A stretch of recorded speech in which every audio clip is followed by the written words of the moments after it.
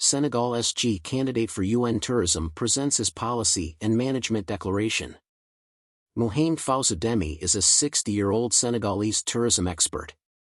He has 36 years of experience in different tourism subsectors. He holds diplomas in tourism, hospitality, air transport, and airport management. He worked for more than 30 years as managing director of travel agencies and hotel establishments and technical advisor to several tourism ministers of Senegal until 2022. After this, he devoted his time to coaching and training young tourism professionals. Mouhamed is a team player, which may be essential for this critical election for the World Tourism Organization. His career has spanned the private and public sectors, where he has held various positions as a business leader and investor in the tourism industry. He is president and member of several tourism associations in Senegal and other parts of the world. iturbonus.com. At the same time, he shares his expertise as a lecturer in numerous universities and institutes in Senegal. He remains an influential leader in the field of tourism, holding key positions such as president of the African Francophone Tourism Council, president of the Parlons Tourism Group in Senegal, and president of the National Observatory for the Development of Tourism of Senegal. He is also an ambassador of the African Tourism Board and a World Tourism Hero. Mouhamed has been decorated with the highest distinctions by the government of Senegal. Summary of his policy statement. The candidate must present a roadmap of his management policy for the 2026-2030 mandate. Mouhamed presented his declaration today with a strong focus on Africa, but he is ready to work with experts worldwide to make his policies relevant to everyone. Mouhamed Faouzou Dème explains, "These are broad outlines and priorities to which I commit myself with determination. I want to assist in bringing peace and consolidating it in the world's tourist territories. My goal is to bring back the countries that have left UN tourism and attract new member countries to join this global body. I want to enhance the human capital of all tourism sector workers and create wealth for member states through smart tourism. As an African, I would like to assist African governments in training, building capacity, and improving their achievements. I strive for transparency in the decision-making, management, and governance bodies of member states in general and, in particular, insist on the sober and virtuous governance of UN tourism.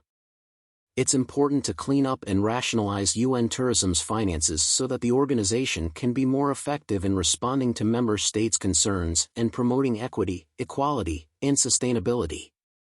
UN Tourism, bringing the world closer. UN Tourism is the United Nations agency responsible for the promotion of responsible, sustainable, and universally accessible tourism. Give space, merit, and respect befitting each member state and ensure solidarity and over-tourism to preserve the environment and social equity in tourist areas. My priorities. My team will centralize security, investments, wealth creation, peace, culture, heritage, populations, training, and promotion in our actions by methodically and pragmatically aligning ourselves with the 2030 Agenda linked to the Sustainable Development Goals. This is a United Nations benchmark par excellence for tourism and the environment. Next comes the restructuring and reorganization of the UN tourism bodies.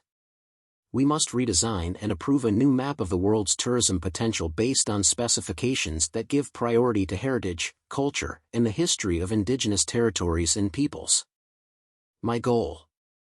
1. Optimize the organization's management to make the directives and resolutions issued by the various decision-making bodies more operational. 2. Make tourism and travel services more democratic and accessible to a greater number of visitors worldwide. 3. Strengthen security and the personal data of travelers, as well as their well-being and respect for the environment. 4. Create more wealth and opportunities for populations and investors. 5. Improve our contributions to member countries' tourism development strategy and policy. 6. Increase the number of member countries, affiliated members, and professional organizations, particularly tourism communication and promotion agencies and tourism research students. 7. Re-examining the governance of UN tourism to make it more inclusive, fairer, balanced, and equitable is essential. My development policy. Its focus is supporting effective local leadership in member countries and listening attentively to concerns. It's necessary to audit the current governance of UN tourism, which shows a democratic decline. Specific continents appear marginalized, very little is listened to, and the Secretary-General's mandate is limited to ensure his re-election. We want to adopt a code on tourism investment and cleanliness. We will pass a resolution making the tourism code obligatory in each member country and requiring its update every 5 years. We will also organize World Cuisines Day and tourist circuits around the world to promote local consumption and the promotion of local culinary art. From now on, we will place particular emphasis on tourist resorts, which will have to focus more on sustainable practices, such as using renewable energies, responsible water resource management, and reducing waste to benefit from support and technical assistance from UN tourism. We will scrupulously ensure through a directive the balance between consumption and the lack of seriousness of certain companies regarding CSR, the control of which escapes the authorities of the member countries. We will favor and encourage local, integrated rural tourism, tourism of value, and experiences to give a particular character to the new tourism vision in villages, outskirts, historic sites, etc., to retain populations and create a dynamic, thriving economy. We have observed that investment is one of the primary keys to developing the tourism economy. The sector's multidimensional and multisectoral nature, combined with the dynamics of sources of investment capital, offers a complex understanding of the control and knowledge of investments in tourism. This is enough reason for us to develop an investment code to help tourism destinations capture significant financial flows needed for their growth, and we are considering creating a global tourism investment bank. My new management policy for destinations. The new Secretary-General must be a conductor who knows how to read, listen, hear, and understand the sounds coming from all the devices and authorities of tourism. This means that we are and must remain at the exclusive service of member countries in tourism, with a single dashboard working to achieve the 2030 goals. This agenda is made for the populations, the planet, prosperity, and peace, and it is achieved through partnerships that respond to the concerns of the sector and tourism stakeholders around the world. For this reason, UN tourism must play a greater role, both prospective and decisive, in promoting the development of tourism in territories. I will work for broad consultation, large-scale promotion, and inclusive management of integrated rural tourism, called responsible or sustainable tourism, accessible to all without forgetting the cultural, traditional, and religion. The elegance of words and the beauty of policy declarations cannot supplant the nobility of the right and duty to serve global tourism with rigor, self-sacrifice, courtesy, and firmness when it comes to respecting the rights and benefits of each member country.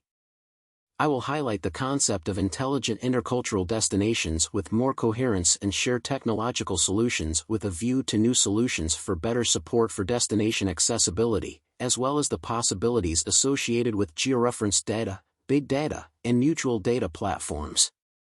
Enormous challenges await us with artificial intelligence, which allows better management and protection of the environment. Yes, my project for Africa is that this vast, very rich, unusual, and less known continent, which has long been on the sidelines for UN tourism, must be recognized as a major destination because it conceals enormous potential on the socio-cultural, economic, and environmental levels. This Africa must find its place prominently in UN tourism programs and projects, without forgetting certain parts of Europe and Asia.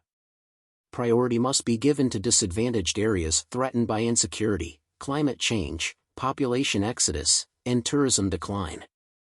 I am committed to working in close collaboration with the bodies dedicated to raising member countries' awareness of the importance of the quality of equipment and materials in tourist accommodation, the diversification of the ranges and capacities of beds offered, and approval in terms of standard of camps, sites, eco-lodges, and homestays, and a proposal aimed at reducing intermediaries in the tourism value chain by individuals to reduce the high cost of African destinations.